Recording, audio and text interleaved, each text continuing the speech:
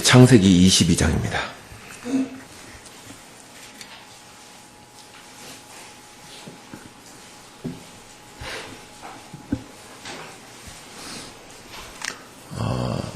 창세기 22장 전체를 봐야겠습니다만 거의 다 아시는 본문이니까 22장 1절과 2절만 보겠습니다.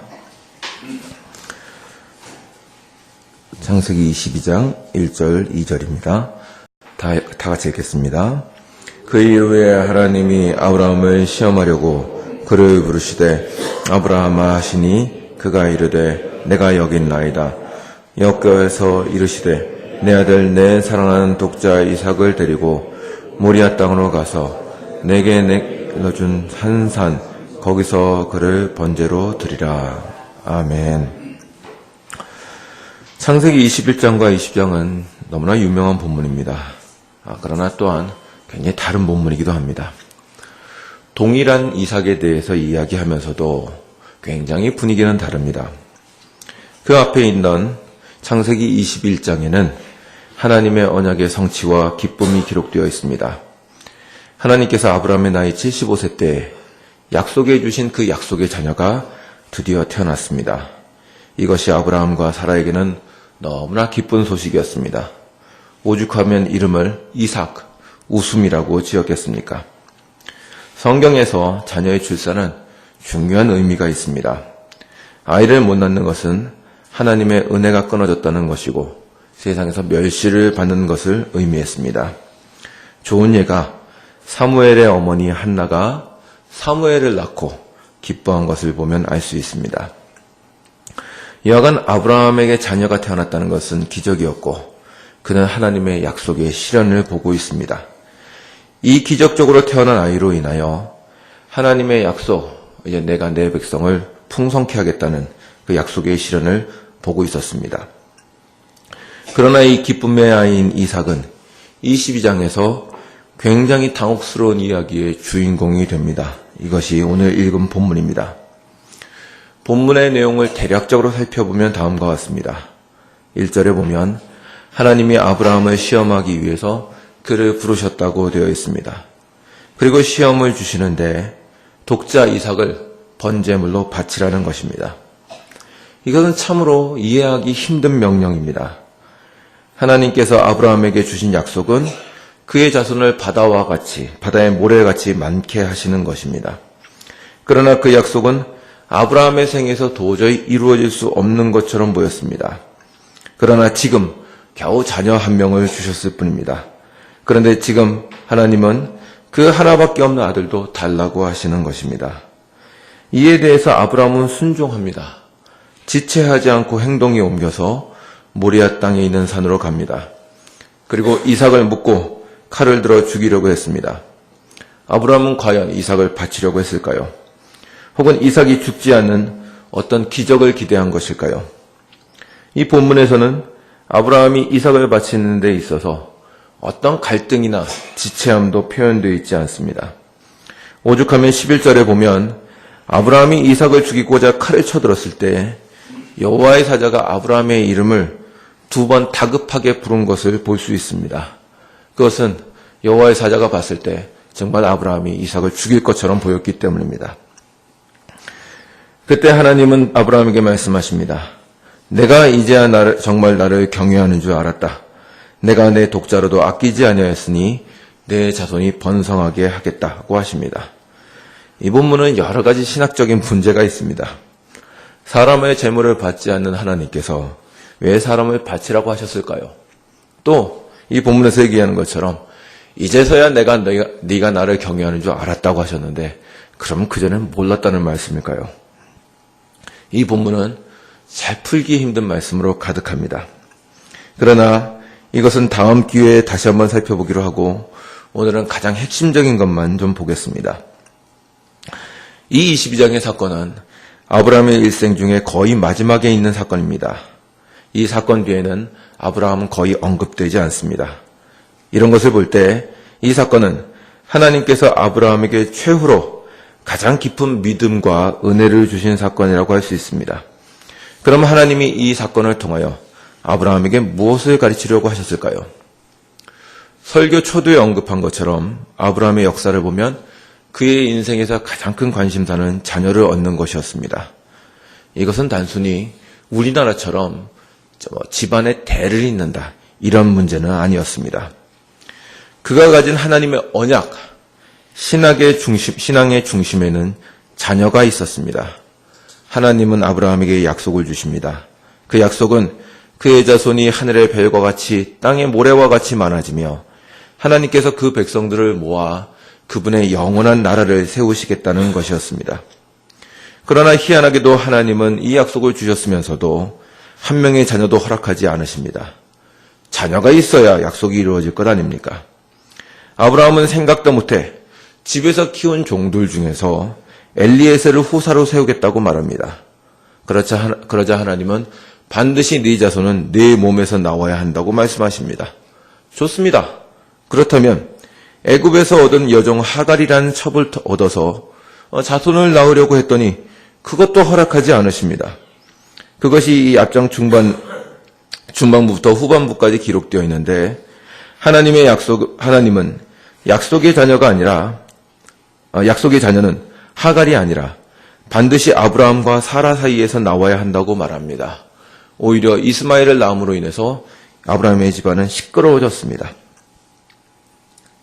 여기서 이삭의 의미가 나타납니다. 이삭은 아브라함이 낳았으나 아브라함의 능력으로 나온 자가 아니어야 했습니다. 하갈의 문제는 종이냐 아니냐의 문제가 아니었습니다. 나중에 야곱이 얻은 12아들의 반은 종에게서 얻은 것이었습니다. 야곱은 종에게서 자녀를 낳는 것이 문제가 안 됐는데 아브라함에게는 왜 문제가 되었는가? 하갈은 아이를 낳을 수 있는 능력을 가진 여자였습니다. 만약 아브라함과 하갈 사이에 나온 자녀라면 그는 사람의 능력으로 태어난 자였습니다. 하나님은 그것을 거절하신 것입니다. 하나님이 내실 약속의 자녀는 사람의 능력에서 난 자가 아닙니다. 그래서 하나님은 일부러 약속의 성취를 미루십니다. 아브라함과 사라가 절망에 빠질 때까지, 아무런 능력이 없음을 확인할 때까지 약속을 철저하게 미루십니다. 100세가 되어 더 이상 소망이 없음을 자각시킨 그 할아버지 할머니에게서 하나님은 자녀를 생산해내십니다. 여기서 우리는 중요한 것을 알 수 있습니다. 이삭은 아브라함이 낳았으나 아브라함이 만들어낸 자가 아닙니다.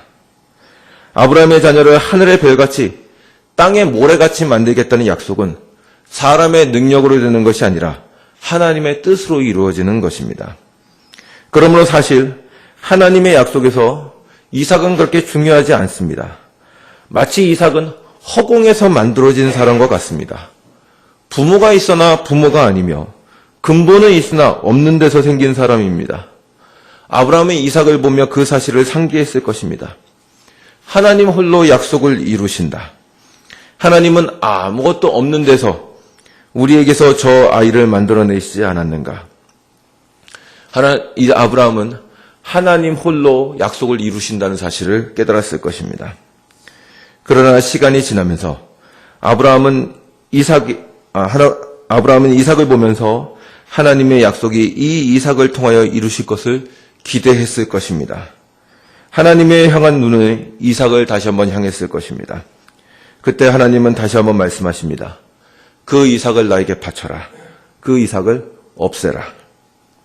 그때 아브라함은 깨닫습니다. 맞다. 나의 소망은 이삭이 아니었다. 이삭이 있기 때문에 자손이 생기는 것이 아니다. 오직 하나님이 나의 소망이시며 그분이 그분의 나라를 이루실 것이다. 이것을 다시 한번 생각합니다. 그는 지체하지 않고 하나님께서 원하시는 것을 행합니다. 짐을 꾸려 하나님께서 지시한 산으로 갑니다. 하나님은 그분의 뜻을 자신의 능력으로 이루실 것입니다. 무에서 유를 만들어내시며 죽음에서 생명을 만들어내십니다. 하나님의 약속은 그분의 약속으로 이루는 것이지 이삭으로 말미암아 이루어지는 것이 아닙니다. 이 이삭이 있던 없던 하나님은 자신의 약속을 이루실 수 있습니다. 그러므로 아브라함은 지체하지 않고 칼을 잡습니다. 무에서 이삭을 만들어내신 하나님이 이 이삭을 다시 살리실 것입니다. 아니 혹시 안 살리신다고 할지라도 그분의 약속과 신실하심은 또 다르게 진행될 것입니다. 하나님은 그 믿음을 흡족하게 받으십니다. 내가 나를 경외하는 줄 알았다. 참 해석하기 힘든 말입니다. 아브라함이 하나님을 경외한다는 사실을 모르셨다는 말은 아닐 것입니다. 이 말은 아마도 하나님을 향한 아브라함의 신앙과 경외가 한층 더 깊어진 것을 칭찬하시는 말로 보입니다. 아브라함은 이 사건을 통하여 하나님이 어떠한 분이신가를 깨닫습니다. 성도의 소망은 오직 전능하신 하나님께만 있습니다. 우리는 믿음을 곧잘 눈에 보이는 어떤 것으로 치환합니다.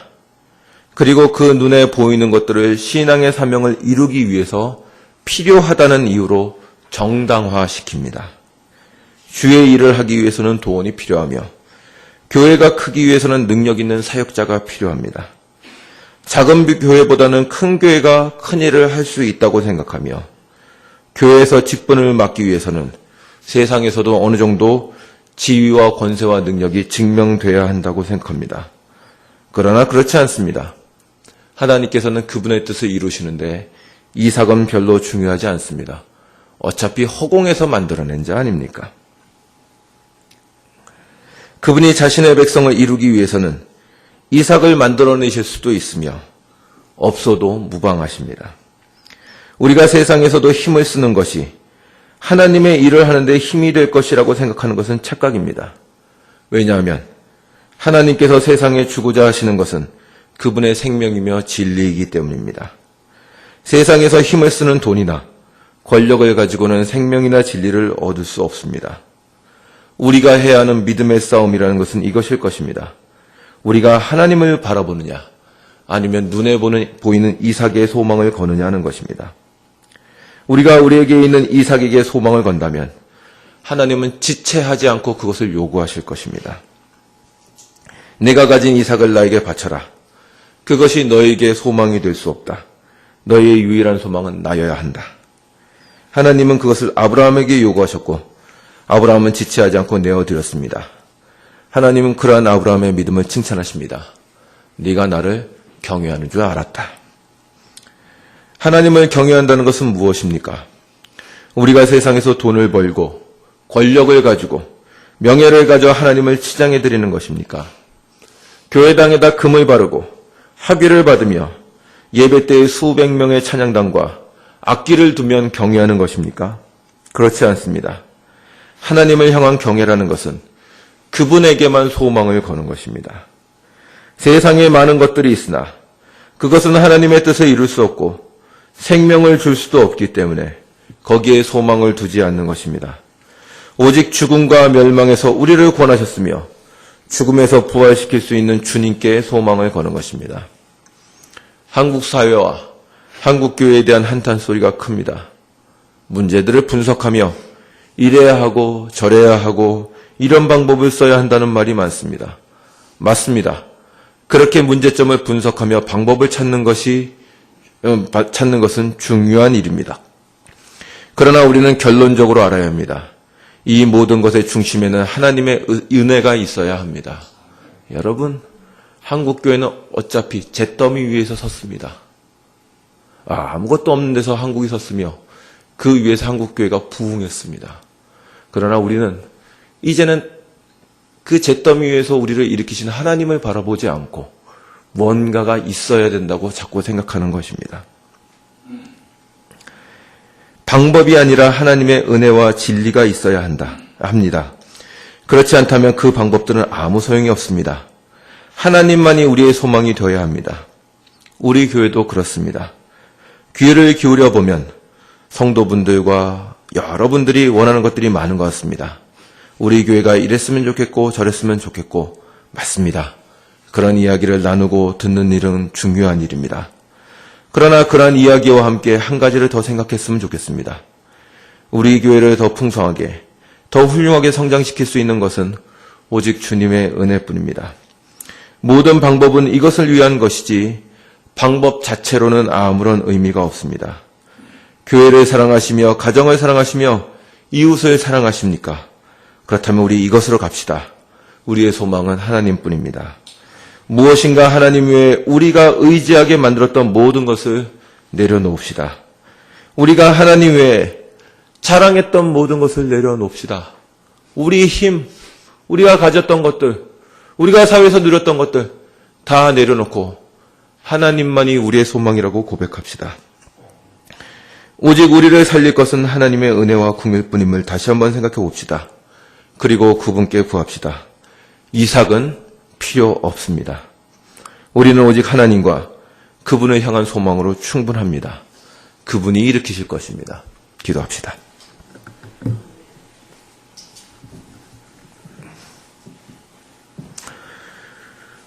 주님, 주께서 아브라함에게 이삭을 요구하실 때에는 참으로 아브라함이 눈을 들어 다시 한번 하나님을 바라보며 모든 소망을 하나님께 걸기를 원하셨다는 사실을 생각해 보았습니다. 주님, 저와 우리 교회가 다시 한번 주님의 은혜를 구하며 주님만을 소망으로 삼기를 원합니다. 함께하여 주십시고 우리가 자랑했던 모든 것들을 내려놓고 오직 하나님께로만 돌이키게 하여 주시옵소서. 감사드리며 예수님의 이름으로 기도하옵나이다. 아멘.